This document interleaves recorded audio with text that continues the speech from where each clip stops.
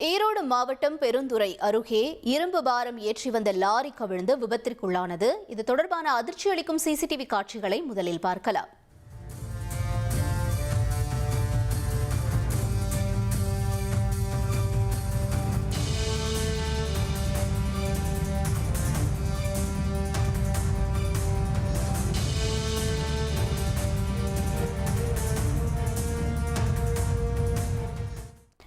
விவரங்களை செய்தியாளர் சதாசிவம் கூற கேட்போம். சதாசிவம், வணக்கம். இப்ப இந்த விபத்துல ஓட்டுநரினுடைய நிலை என்னவாக இருக்கிறது? வேறு யாரேனும் பாதிக்கப்பட்டிருக்காங்களா? என்ன நிலவரம்?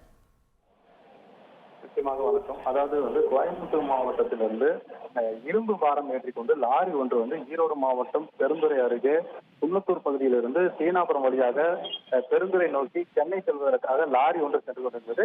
இதனை கள்ளக்குறிச்சியை சேர்ந்த ஓட்டுநர் முருகன் என்பவர் லாரியை ஓட்டிக் கொண்டு வந்துள்ளார்.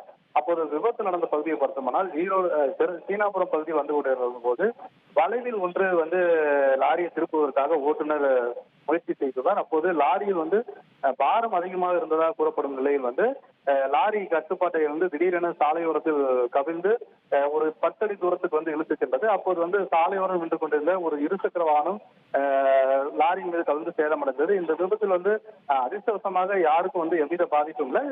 ஓட்டுநர் முருகன் மட்டும் சிறு காயத்துடன் உயிர் தப்பினார். இதனை லாரியில் ஏற்றி வந்த இரும்பு பாரம் பெட்டிகள் சேதமடைந்தது. இந்த தகவல் குறித்து சம்பவ இடத்திற்கு வந்த பெருந்துறை போலீசார் உடனடியாக லாரியை அப்புறப்படுத்தி இந்த விபத்து மூலம் ஏற்பட்ட போக்குவரத்தை சரி செய்தனர். இருப்பினும் இந்த சம்பவம் குறித்து பெருந்துறை போலீசார் விசாரணை நடத்தி வருகின்றனர்.